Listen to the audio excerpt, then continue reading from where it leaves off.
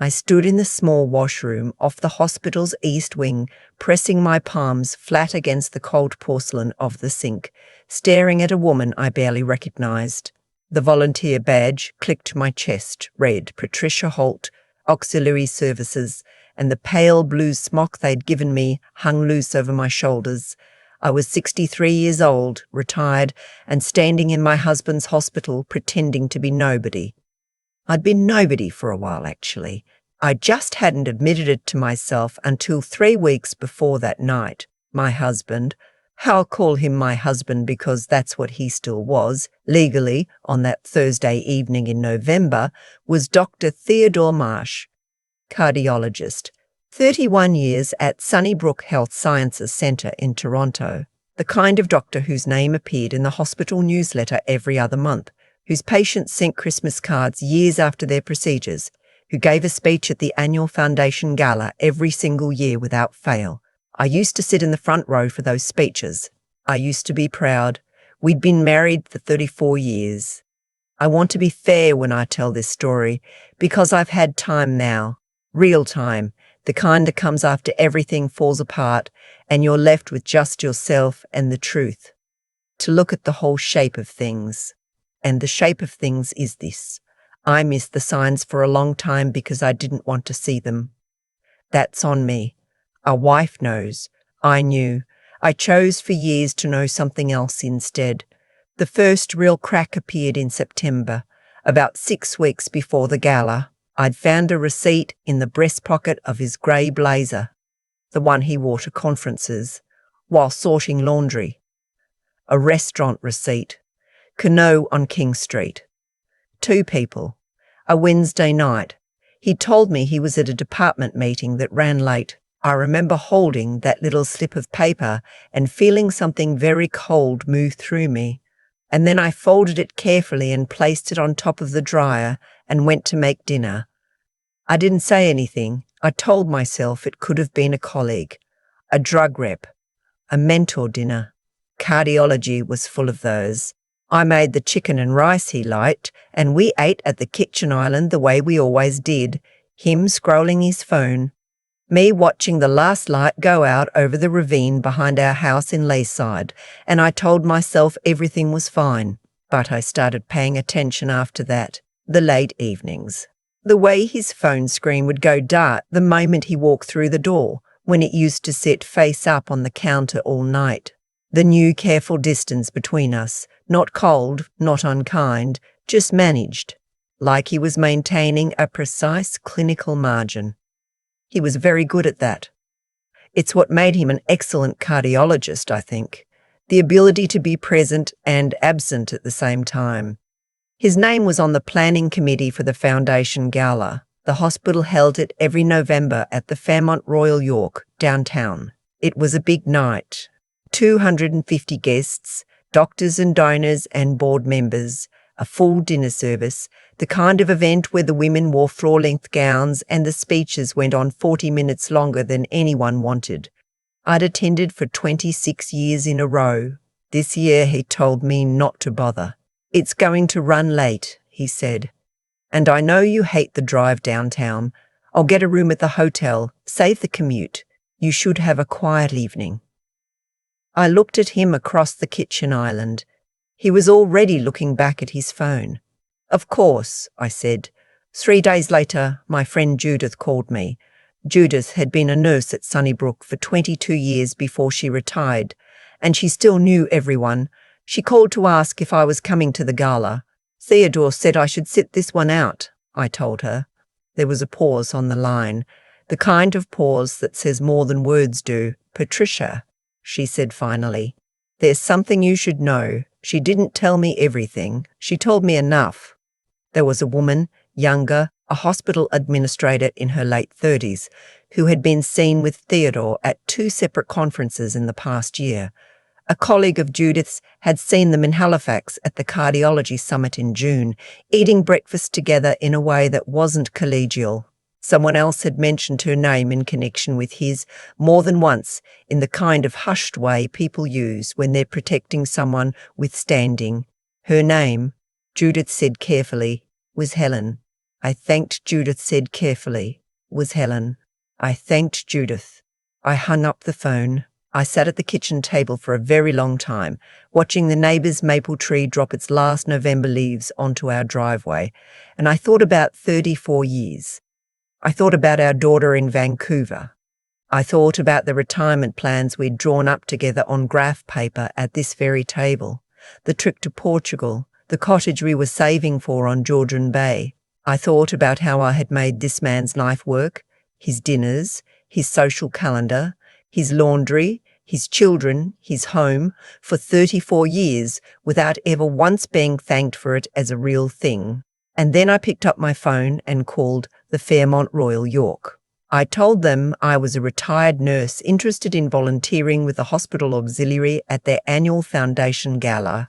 I knew the auxiliary ran the evening registration tables, gift bag distribution, escorting donors to their seats.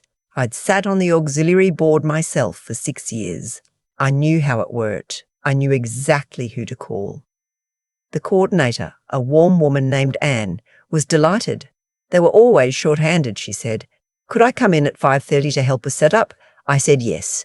I didn't tell my daughter. I didn't tell anyone except Judith, who said only, "Be careful with your heart, Patricia." I knew she meant more than the physical one.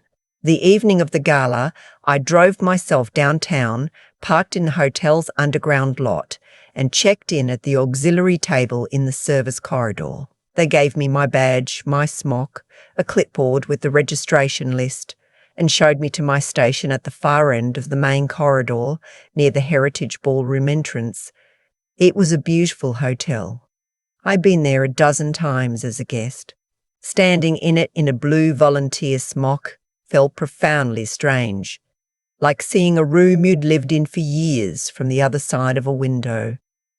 I watched the guests arrive for an hour, the women in their gowns, the doctors in their black ties, the clinking sound of the reception hour drifting out from the ballroom. I smiled at people who'd sat at my dinner table and didn't recognise me. I handed out programs. I directed donors to the coat check. I told myself I was holding it together. I was.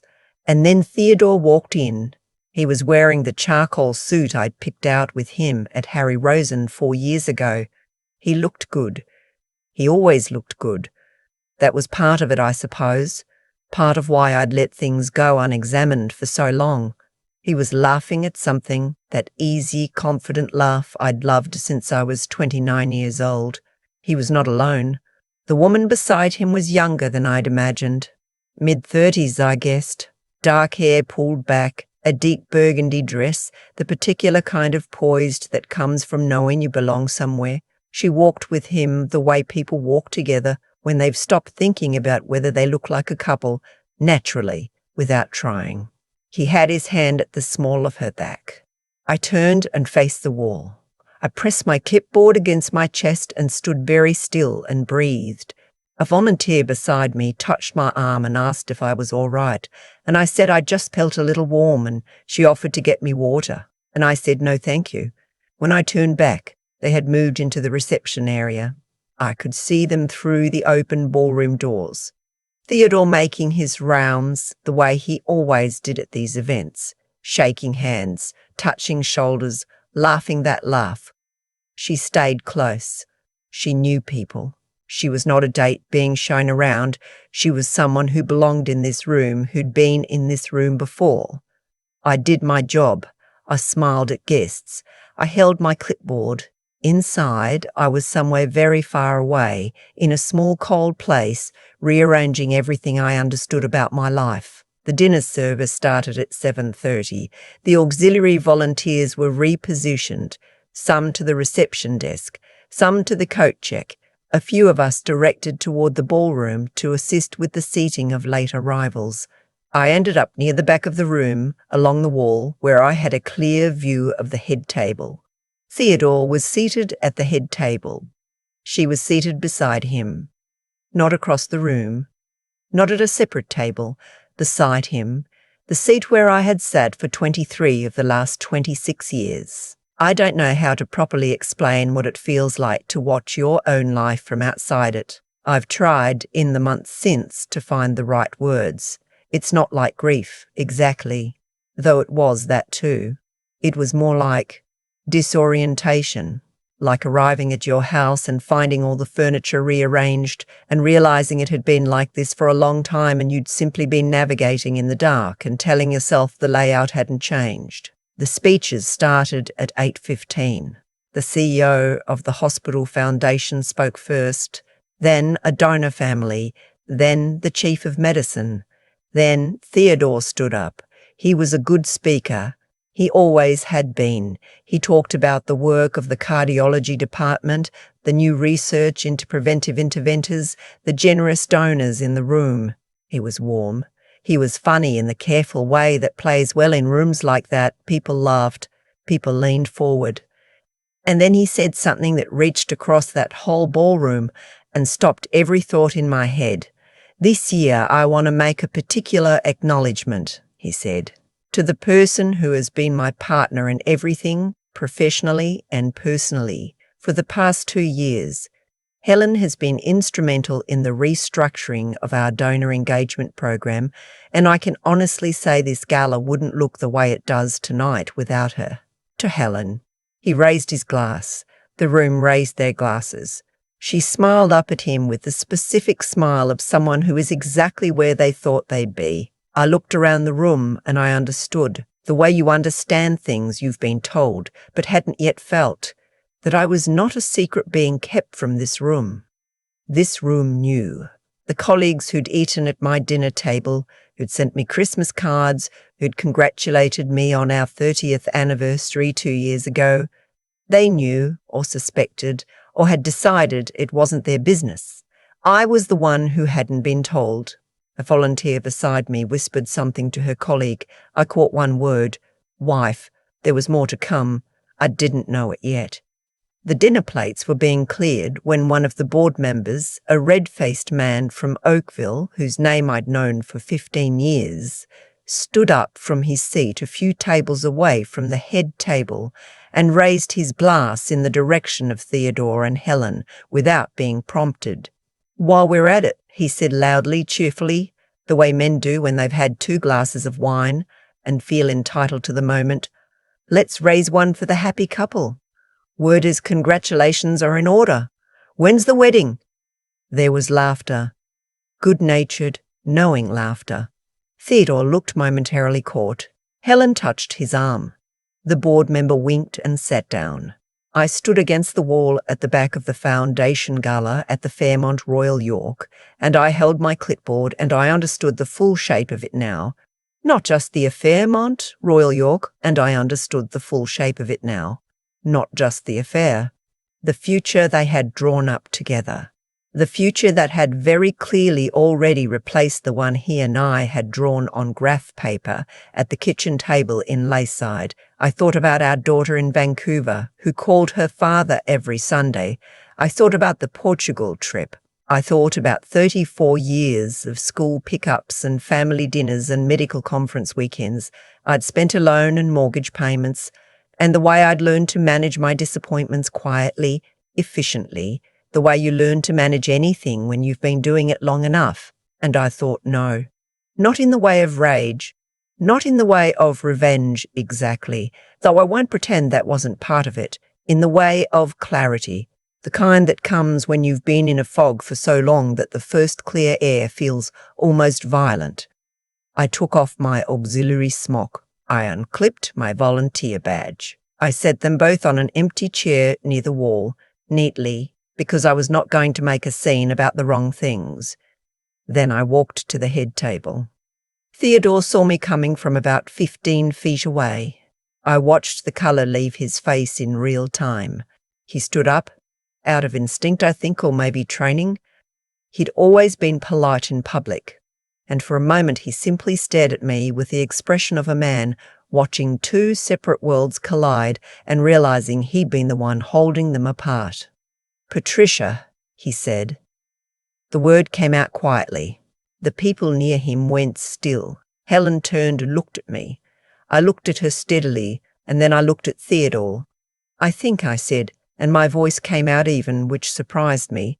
that your colleagues should know your wife is here, since apparently several of them have been planning your next wedding without the courtesy of inviting her to the first conversation." The room that had been murmuring went very quiet.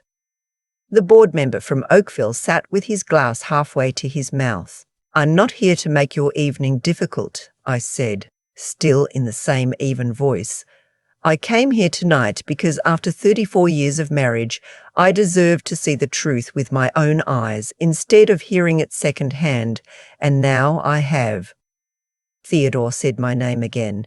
He reached for my arm. "Don't," I said, quietly, not unkindly. I looked briefly at Helen. There was nothing I wanted to say to her. She was not the author of this, any more than I was the victim of this in the way I might have thought, watching from the wall an hour ago. The author of this was the 34 years of small erasures, the choices made and not made, the graph paper plans that had meant different things to each of us, and neither of us had said so. I turned to the CEO of the foundation, who was sitting 3 seats down and had gone very still with his dinner knife in his hand. "Patricia," he started. "I'm leaving," I said. "I just wanted everyone to know I was here." I walked back through the Heritage Ballroom, past the tables with the half-eaten desserts and the centerpieces and the 250 people who had, for one long moment, gone entirely silent. I retrieved my coat from the coat check. I still had my ticket. I hadn't stopped being organised, and I walked through the lobby of the Fairmont Royal York and out through the King Street doors into the cold November air. It was raining, not heavily. The kind of fine Canadian November rain that doesn't quite fall, just occupies the air. I stood on the sidewalk for a moment. I called my daughter. She answered on the second ring, the way she always did. "Mom, it's late. Are you okay?" And I said, "I'm going to be. I need to tell you something."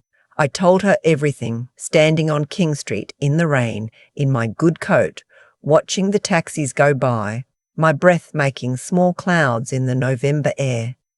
She cried. I did not yet. That came later, in the parking garage, in the car, where no one could see. She asked if I needed her to come home, and I said not immediately, but soon. She said she'd book a flight for the weekend. She said she loved me. I said I loved her too. I drove home to Layside. The house was quiet and very much mine that night, in a way it hadn't felt in years. Theodore came home 2 days later to collect some things, and we spoke in the kitchen the way people speak, when the largest part of what needed saying has already been said in other rooms, in front of other people. He was sorry, he said. I believed him a little, not enough. I filed for divorce in February. The family lawyer, a woman I'd been referred to by Judith, which felt appropriate, told me I had a very strong position financially after 34 years of marriage. The Leaside house, the shared retirement accounts, the equity we built together across 3 decades. She was not wrong. In Ontario, the matrimonial home provisions are clear.